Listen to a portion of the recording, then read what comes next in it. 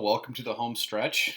This is going to be the first of 3 videos that's going to cover kind of what we're going to be doing the last 2 weeks of school. So this is one of the few times a year where what's covered in regular math and accelerated math merge. So we're going to talk about transformation. So that's basically just moving something on a coordinate plane. Okay, so couple vocab days. This first video is going to be kind of longer of the 3. It's going to cover most of the vocab and some basics on what we call a transformation, how we label things, all that kind of stuff is going to be covered on this one. So let's start with vocabulary. So transformation is a movement of a point or figure that changes its size or position. So this year we're going to go ahead and not worry about the one that changes the size. We're just going to be changing the position. So we're not going to be talking about dilations. We're just going to be talking about translations, reflections, and rotations. Okay, so there's 2 parts. There's a starting point and there's a finishing point. The starting point is going to be the pre-image. It's a original figure before a transformation occurs, and an image is a resulting figure after a transformation. So if you want to think of yourself, like if you're looking in the mirror, you're going to be looking at a reflection of yourself. You are the pre-image. What you're seeing is the image. Okay, the first transformation we're going to talk about is called a reflection. You guys are all familiar with this. I just use the example of a mirror at home. It's a type of transformation that flips a figure over a line. The pre-image and image are mirror images of each other. Just like you, when you look at a mirror, you're a mirror image of yourself. That's what you're seeing. You being the pre-image, the image you're looking at in the mirror being the image. Okay, so today we're going to talk about reflections. So first thing we need to do is kind of go over this idea of transformation rules. So for 8th grade, the 8th grade standards of this cover basically for reflections, generally speaking, reflecting something over the x or y axis. Later, you learn that you can essentially determine where something's going to be reflected over any line if you have the basics of it. But for 8th grade, we're going to focus on just over the x and y axis. For those in accelerated math, this is one thing that we did not cover with you early in the year. We knew we were going to do it at the very end, so we kind of skipped it. So yeah, you guys will be on board with this too. Okay, so let's go over the first one. When a point is reflected over the x-axis, the x-coordinate stays the same and the y-coordinate is changed to the opposite. So when we look at an example, this should make more sense. You'll notice that this transformation rule I'm going to highlight here tells us what's happening. So x comma y changes to x comma negative y. So really what this means is our x is staying the same and the y is switching to a negative. So this is if we're reflecting something over the x-axis. So let's say we had the point 4, 2, right? After we went through a transformation, the x would change the same and the y would now be negative 2. Okay?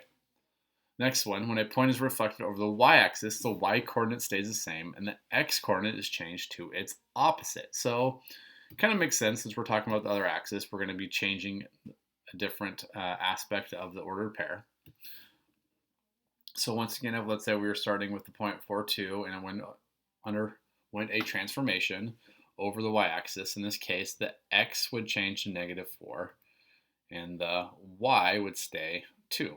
So you'll notice when you're talking about a transformation over the x-axis, the x stays the same and the y change. The y-axis, the y stays the same and the x changes. So something to remember, that's that the opposite than what you might intuitively think is going to happen actually happens. All right, like I said, hopefully this will make more sense when we look at actual examples. It's pretty straightforward. Reflections most students find to be pretty easy. When you first look at a transformation rule, there's a lot of like, huh? Going on, so let's be patient with it. Okay, so the question is, what do I call them? Okay, the vertices, so the corners or the point of a pre-image are often labeled with letters. After a transformation occurs, the new image has vertices that are labeled with the same letter, but an apostrophe is added. For example, if triangle ABC, so you see triangle ABC over here on the right, triangle ABC, is reflected over a line, then the image is labeled triangle ABC. This is red triangle A prime, B prime, C prime. So a little apostrophe next to the letter means you have to say prime. Okay, now let's say if we did multiple transformations of a pre-image, which you could do, right? You would label the first transformation that occurs single prime, and then you'd say double prime, triple prime, etc. So for each apostrophe, you're going to have to change however you're describing it. All right, so remember the pre-image, or what you're starting with, is going to be labeled with a letter. Each consecutive image, you're just going to add an apostrophe. Pretty straightforward. For the most part, you're only going to have to add one. Your final project for this, you might have to be creative. All right. In mathematics, most transformations occur on a coordinate plane. The most common lines of reflection on a coordinate plane are the x and y axis. In the graph above, the line of reflection is the y-axis. So before we actually look at examples, let's just look at this real quick. So we have, we have a point here at 4. The pre-image is located at 4, 1. We reflected this over the y-axis. It's went over the y-axis. Our image now is at -4, 1. Notice that the x value went from a positive to a negative, and the y value stayed the same. Okay, one thing to note, that when we go back here and look at these transformation rules, you'll notice, let's look at the first one. It says -y. This doesn't mean that your y values are always going to be negative. It means we're switching the sign of the y value. So if the pre-image's y value was, let's say, -2 instead of 2, then the image's y value would have been 2. So just keep that in mind. All that negative sign means is that we're switching the sign. If it was positive, it'll be negative. If it's negative, it'll be positive. Just keep that in mind. Okay, let's look at some examples. So this one, we're going to do a real simple one. The point D is reflected over the x-axis. What are the coordinates of its image? So there are a couple ways to do this. One way, we could actually put the point on the graph, which we're going to do. So the point D is at -3, 4. So we're going to go 3 to the left and 4 up. Okay, this is point D, and it says reflecting it over the x-axis. So here's a couple things to know. Our pre-image and our image will both be the same distance away from the axis in which it's reflected over. So in this case, you'll see D is 1, 2, 3, 4 away from the x-axis. When we're done reflecting it over that, it should still be 4 away from it. Okay, so keep that in mind. Also note that since we're reflecting over the x-axis, the y value is not going to change. So let me write down my transformation rule. Nope, too big. So I have x comma y transforms to, since we're going over the x-axis, the x will stay the same and the y will change to opposite. All right. So D, original D, is located at -3, 4. After a transformation is undergone, D prime, see, this is going to stay the same, right? So that's still going to be -3. And then the y is going to be opposite of what it was before. So this will now be -4. So my new point is going to be at -3, -4. So I'm going to put that down here, -3, -4. This should be labeled as D prime. Now let's look at this real quick. So D was 1, 2, 3, 4 away from the x-axis. D prime is going to be 1, 2, 3, 4 away from the x-axis. You also notice the y values, or sorry, the x values, I did that wrong.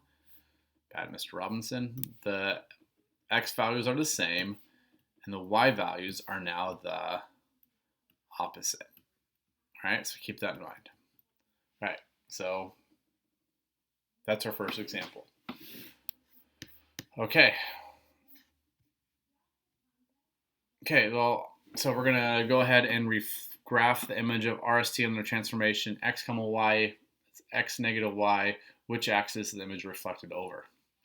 Okay, so let's go ahead and let me put down my pre-image. I'm going to put my pre-image all in the first quadrant. So there's my triangle. So my triangle is RST. So RST. So let's note that R is positioned at 1, 2. S is positioned at 3, 4.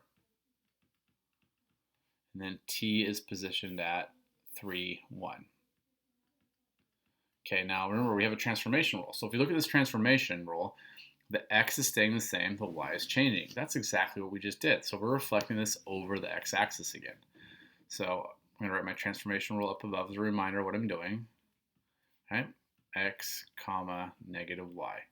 So this will be called R prime.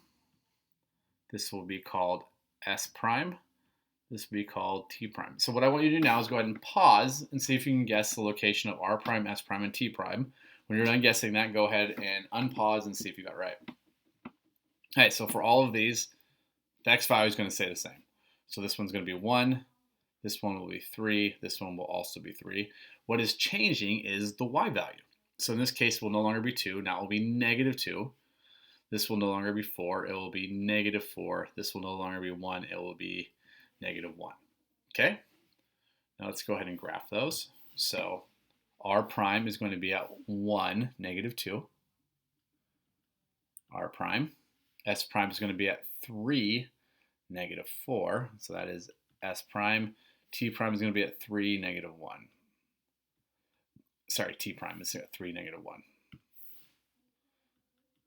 Okay, so make my triangle. So now the cool thing, if you're doing this with a piece of paper, right, and you actually hold like a mirror, or even your cell phone will work, and you kind of hold up the right angle, you can look and see the location of the image and the pre-image as they relate to each other. So you can kind of preview what we're going to do. But let's do a couple things to check to see if this is really right. Okay, so first off, let's see the distance between r and r prime is 4, and they're both 2 away from the x-axis. Good. T and t prime are both 1 away, and it's hard to see because it's overlap, but s and s prime are both 4 away. I also want you guys to note one other thing. As I connected the dots between the pre-image and the image, right? And I connect those dots in a line. What relationship do you notice between the line I just made and the line in which I'm reflecting over? So remember, in this case, we're reflecting over the x-axis. What do you notice there? Just think about that a little bit. I'll be asking you guys about that in class. All right. Okay, a square has coordinates m, negative 4, 2, n, negative 1, 2, p, negative 1, negative 1, and q, negative 4, negative 1. The square is reflected over the y-axis. What are the coordinates of the image? You notice in this one, we don't even have a graph. So we are going to map out, we're going to determine where these are going to be. We're not even going to bother graphing, right? We know how the transformation rules work now. Right, so at this point, what I'd like you to do is go ahead and pause and see if you can figure out which transformation rule we're going to use. Okay, hopefully you guessed x, comma, y transforms to negative x, positive y. Now, note that since we're reflecting over the y-axis, the y will stay the same, the x will change. All right, I'm just going to write down those images. M is at negative 4, 2.